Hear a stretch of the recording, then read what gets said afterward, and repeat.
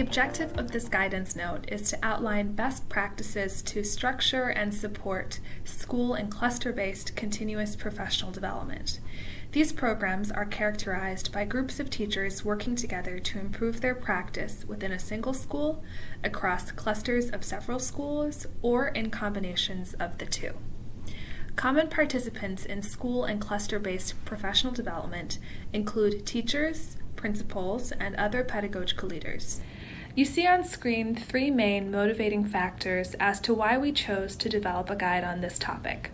Firstly, school and cluster-based approaches to professional development offer an effective, participatory, and responsive alternative to the traditional cascade group model.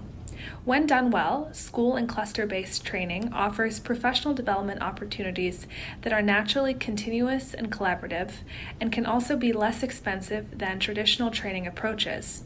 Yet, we see a lot of systems deploy school and cluster-based systems that are not well designed, in which they can lose focus or reinforce less effective habits and misconceptions. As such, we designed this guide to assemble the evidence and practical guidance on 5 decision points related to structuring and supporting school and cluster-based professional development.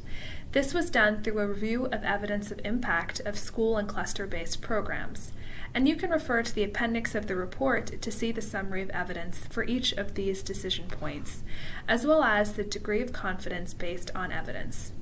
These decision points are the ones you see on screen, including how to group, how often to meet, who facilitates, how to support these facilitators, and how to decide on content.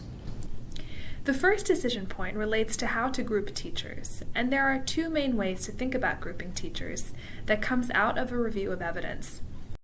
Geographic clusters tend to be the most constraining factor in terms of being able to convene teachers together. We found that from the existing programs examined, geographic school clusters consisting of 3 to 7 schools tend to work best. Within clusters, we've also found teachers tend to form groups by grade level for elementary and in subject area teams for secondary. The second decision point relates to how often teachers should meet within these groups. Evidence shows that high-quality TPD tends to be continuous and engage teachers in 30 to 100 hours of learning over 6 to 12 months. Interactions among teachers can occur through a combination of school and cluster-based meetings. School-level meetings should be organized weekly or bi-weekly, and cluster meetings organized monthly.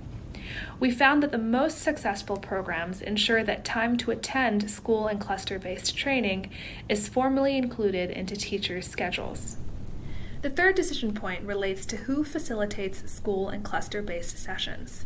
Identifying and formalizing explicit roles and expectations for each profile help to create a transparent selection and appointment process.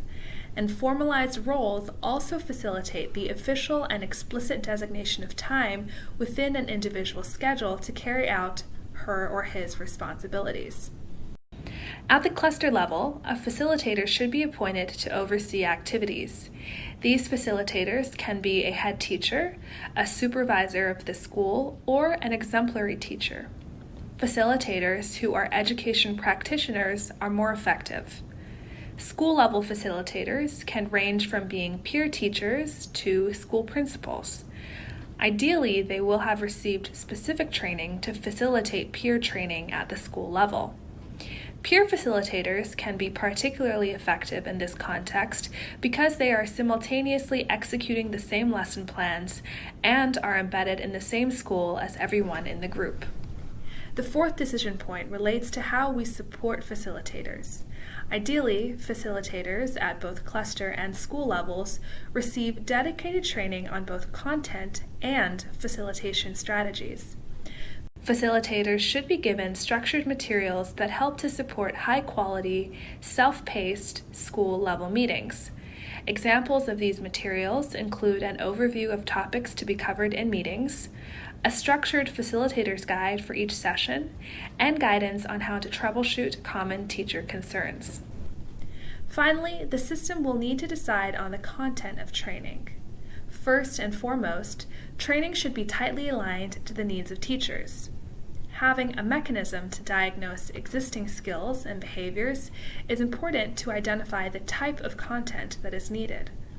When deciding on training content, it is crucial to consider the right balance between anchoring training in an overarching framework, as well as addressing the needs of teachers at the local levels.